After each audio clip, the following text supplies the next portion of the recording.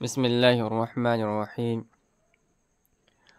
التقسیم الثالث، تیسری تقسیم۔ یہ کتاب اللہ اور سنت رسول اللہ صلی اللہ علیہ وسلم کی تیسری تقسیم ہے۔ ہم نے ماسبق میں پڑھا تھا کہ اہل اصول فقہ نے کتاب اللہ اور سنت رسول اللہ صلی اللہ علیہ وسلم کی 4 تقسیمیں کی، جن میں سے ہم نے 2 کو پڑھ لیا ہے۔ یہ تیسری تقسیم ہے، اور اس تقسیم کا تعلق ہے باعتبار ظہور المعنی و خفائہ، معنی کے ظاہر اور اس کے پوشیدہ ہونے کے اعتبار سے۔ کہنا اللفظ باعتبار ظہور المعنی علی 4 اقسام، لفظ معنی کے ظاہر ہونے کے اعتبار سے اس کی 4 قسمیں ہیں۔ ہم سب جانتے ہیں کہ جو دین کا اصلی سرچشمہ ہے، یعنی کتاب اللہ و سنت رسول اللہ، یہ عربی زبان میں ہے۔ تو احکامات کے لیے جو الفاظ استعمال ہوں گے، کہا کتاب اللہ کے اندر یا سنت رسول اللہ صلی اللہ علیہ وسلم کے اندر، تو وہ 4 قسم کے ہوں گے۔ یا تو ظاہر ہوں گے، یا نص ہوں گے، یا مفسر ہوں گے، یا محکم ہوں گے، معنی کے ظاہر ہونے کے اعتبار سے۔ اسی طرح معنی کے پوشیدہ ہونے کے اعتبار سے بھی اس کی 4 قسمیں ہوں گی۔ وباعتبار خفائہ ایضاً علی 4 اقسام، اور لفظ کے پوشیدہ ہونے کے اعتبار سے بھی اس کی 4 قسمیں ہیں۔ پہلا ہے خفی، دوسرا ہے مشکل، اور تیسرا ہے مجمل، اور چوتھا آخری ہے متشابہ۔ یعنی فہیہ من المتقابلات، یہ سب آپس میں ایک دوسرے کے متقابل ہیں۔ یعنی ایسا نہیں کہ جو ہے لفظ کے پوشیدہ ہونے کی اعتبار سے 4 قسمیں ہیں، یہ آپس میں متقابل، یہ مطلب نہیں ہے، بلکہ لفظ کے ظاہر ہونے کے اعتبار سے جو لفظ کے معنی کے ظاہر ہونے کے اعتبار سے 4 قسمیں ہیں، ظاہر، نص، مفسر، محکم، اور لفظ کے معنی کے پوشیدہ ہونے کے اعتبار سے جو 4 قسمیں ہیں، خفی، مشکل، مجمل، متشابہ، یہ آپس میں متقابل ہیں۔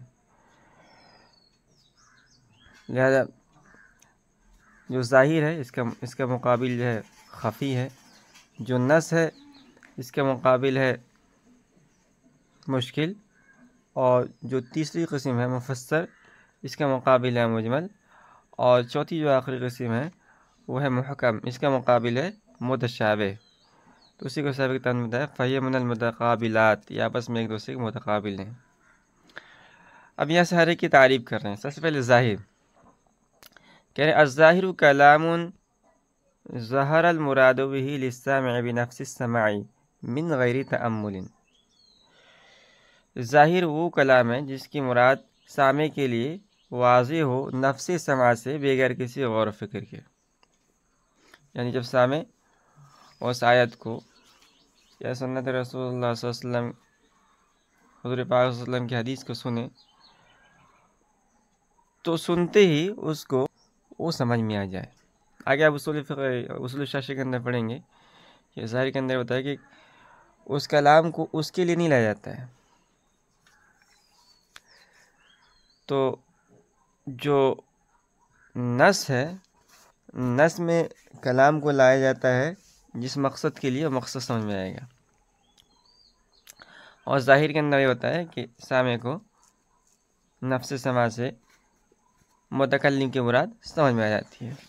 مثال دے رہے ہیں کہ قوله تعالی وَأَحَلَّ اللَّهُ الْبَيْعَ وَحَرَّمَ الرِّبَا، اس کا مطلب ہے کہ اللہ رب العزت نے بیع کو حلال قرار دیا ہے اور ربا کو حرام قرار دیا ہے۔ آسان لفظوں میں سمجھتے ہیں کہ بیع خرید و فروخت کو کہتے ہیں،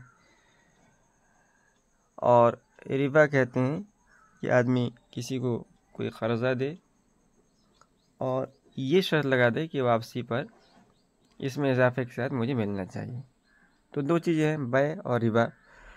اب جب سامع نے اس آیت کو سنا تو کہہ رہے ظاہر فی حل البیع وحرمت الربا، یہ جو آیت ہے، اس آیت کو سنتے ہی معلوم ہو گیا کہ اسلام کے اندر بیع حلال ہے اور ربا حرام ہے۔ تو یہ ہے ظاہر، یعنی اس آیت کا ظاہر یہ ہے کہ بیع حلال ہے اور ربا حرام ہے۔ حکم ہو وجوب العمل بما ظہر منہ خاصا کان و عاما مع احتمال ارادۃ الغیر۔ کہہ رہے ہیں کہ اس کا حکم یہ ہے کہ اس کے ظاہر پہ عمل کرنا واجب ہے، خواہ وہ خاص ہو یا عام ہو، غیر کے احتمال کے ساتھ۔ تو آگے آپ پڑھیں گے غسل شش کے اندر کہ کبھی کبھی ظاہر اور نص کے اندر تعارض ہو جاتا ہے، تو نص جو ہے یہ ظاہر سے زیادہ اس میں حکم واضح ہوتا ہے، تو اس وقت ترجیح دی جائے گی نص کو، بہرکیف اس پہ عمل کیا جائے گا غیر کے احتمال کے ساتھ۔ دوسری قسم ہے نص کس کہتے ہیں؟ النص ما سیق الکلام لاجلہ، نص کہتے ہیں جس کی وجہ سے کلام کو لایا گیا ہو، یعنی متکلم جو جس مقصد کے لیے کلام کو تکلم کیا ہے اس کو کہیں گے نص۔ جیسے یہ آیت ہے کہ قوله تعالی وحل اللہ البیع وحرم الربا، اللہ رب العزت نے بیع کو حلال قرار دیا اور ربا کو حرام قرار دیا گیا۔ تو اس آیت کو اللہ رب العزت نے جو قرآن کریم کے اندر ذکر کیا، اس کا مقصد یہ ہے کہ بیع اور ربا کے اندر فرق ہے۔ جو کفار کہا کرتے تھے کہ انما البیع مثل ربا، کہ بیع یہ تو ربا کے مثل ہے، یعنی وہ سمجھتے تھے کہ بیع اور ربا کے اندر کوئی فرق نہیں ہے، جیسے ہم سامان خرید و فروخت کرتے ہیں اسی طرح ہم کسی کو قرضہ دیں اور اس پر اضافے کی شرط کے ساتھ واپس لیں، دونوں ایک ہی چیز ہیں۔ تو اللہ رب العزت نے فرمایا کہ نہیں، احل اللہ البیع وحرم الربا، اللہ رب العزت نے بیع کو حلال قرار دیا اور ربا کو حرام قرار دیا۔ تو یہ جو آیت ہے، اس آیت کا ذکر کرنے کا جو باری تعالیٰ کا مقصد ہے لبیان التفریقۃ بین البیع والربا، بیع اور ربا کے درمیان فرق کو بیان کرنا ہے۔ حکم ہو وجوب العمل بما وضح منہ خاصا کان او عاما، اس کا حکم یہ ہے کہ اس کے جو ظاہر ہے اس پہ عمل کرنا واجب ہے، وہ خاص ہو یا عام ہو، مع احتمال تعویل و تخصیص، ساتھ ہی ساتھ اس میں تعویل اور تخصیص کا بھی احتمال رہتا ہے۔ تیسری قسم ہے مفسر کہتے ہیں المفسر ما ظہر المراد به من اللفظ ببیان من قبل المتکلم بحیث لا یبقى معه احتمال التعویل والتخصیص۔ کہہ رہے مفسر کہتے ہیں کہ جس میں لفظ کی مراد ظاہر ہو متکلم کی طرف سے وضاحت کے ساتھ۔ تو جو کلام آیا ہے مثال کے طور پر، اس کے اندر تھوڑا بہت خفا تھا، پوشیدگی تھی، تھوڑا بہت بالکل واضح نہیں تھا، متکلم نے اس کو بالکل ایسے الفاظ استعمال کیے کہ وہ بالکل واضح ہو گیا، تو اس کو مفسر کہا جائے گا۔ اب اس کے اندر مفسر کے اندر تعویل و تخصیص کا احتمال نہیں رہتا ہے۔ کیوں؟ کیونکہ اس کے اندر متکلم کی طرف سے بالکل صاف و شفاف وضاحت ہوتی ہے، جس کے بعد کسی تعویل اور تخصیص کی گنجائش باقی نہیں رہتی ہے۔ بحیث لا یبقى مع احتمال التعویل والتخصیص، اس طور پر متکلم کی طرف سے وضاحت ہوتی ہے کہ اس میں تعویل اور تخصیص کی گنجائش باقی نہیں رہتی ہے۔ قوله تعالی، جیسے کہ اللہ رب العزت کا ارشاد ہے فسجد الملائکۃ کلھم اجمعون، اس میں جو کلھم اجمعون لایا گیا ہے یہ مفسر ہے، اس لیے کہ جب باری تعالیٰ نے فرمایا فسجد الملائکۃ، فرشتوں نے سجدہ کیا، اب جب سامع اس کو سنے گا تو بات تو سمجھ میں آ گئی کہ فرشتوں نے سجدہ کیا، لیکن ہو سکتا ہے اس کے دماغ میں خیال ہے، یعنی اس کے اندر جو ہے یہ تعویل و تخصیص کی گنجائش باقی ہے کہ ہو سکتا ہے کچھ فرشتوں نے سجدہ کیا ہو، کچھ فرشتوں نے سجدہ نہ کیا ہو۔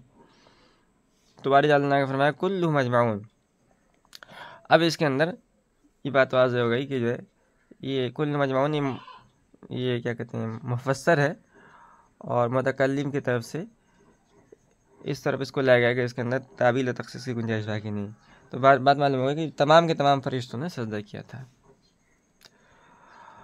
حکم ہو وجوب العمل بمدلولہ قطعا مع احتمال النسخ فی زمان الوحی، کہہ رہے ہیں کہ اس کے مدلول پر عمل کرنا واجب ہے، مفسر کے مدلول پر عمل کرنا واجب ہے یقینی طور پر۔ اب اس کے اندر تعویل و تخصیص کی گنجائش باقی نہیں رہتی ہے، لیکن زمانہ نبوت تک، حضور پاک صلی اللہ علیہ وسلم کے اس دنیا میں رہنے تک اس کے اندر نسخ کا احتمال باقی رہتا ہے، اس لیے کہ احکامات کے اندر نسخ ہو سکتے ہیں۔ ما احتمال نسخ فی زمان الوحی، حضور پاک صلی اللہ علیہ وسلم کے زمانے میں، زمانے تک، وحی کے زمانے تک نسخ کے احتمال کے ساتھ اس کے مدلول پر عمل کرنا واجب ہے۔ چوتھی اور آخری قسم ہے محکم۔ محکم کہتے ہیں مزداد قوت علی المفسری، کہ جس کے اندر مفسر سے زیادہ قوت ہو، بحیث لا یقبل التاویل والتخصیص والنسخ اصلا، یعنی وہ محکم اتنا واضح ہوتا ہے کہ وہ نہ تو تعویل کو قبول کرتا ہے، اور نہ ہی تخصیص کو قبول کرتا ہے، اور نہ ہی نسخ کو قبول کرتا ہے۔ قوله تعالیٰ، جیسے کہ اللہ رب العزت کا ارشاد ہے، ان اللہ بکل شیء علیم، بے شک اللہ تعالیٰ ہر چیز کا جاننے والا ہے۔ اسی طرح اللہ کا دوسرا ارشاد ہے، ان اللہ لا یظلم الناس شیئا، اللہ رب العزت بندوں پر بالکل بھی ظلم نہیں کرتا ہے۔ تو یہ محکم ہے۔ محکم اس لیے کہ اس کے اندر نہ، یعنی باری تعالیٰ نے اس طور پہ اس کو پیش کیا ہے کہ نہ اس کے اندر تخصیص کی جا سکتی ہے، نہ تعویل کی جا سکتی ہے، اور نہ یہ نسخ کا احتمال لگتا ہے۔ اس کا حکم کیا ہے؟ حکمہ لزوم العمل والاعتقاد به لا محالۃ، اس کا حکم ہے کہ اس پر عمل کرنا بھی لازم ہے، واجب ہے، اور اس کے اعتقاد رکھنا بھی ضروری ہے، یقینی طور پر، بلا شک و شبہ۔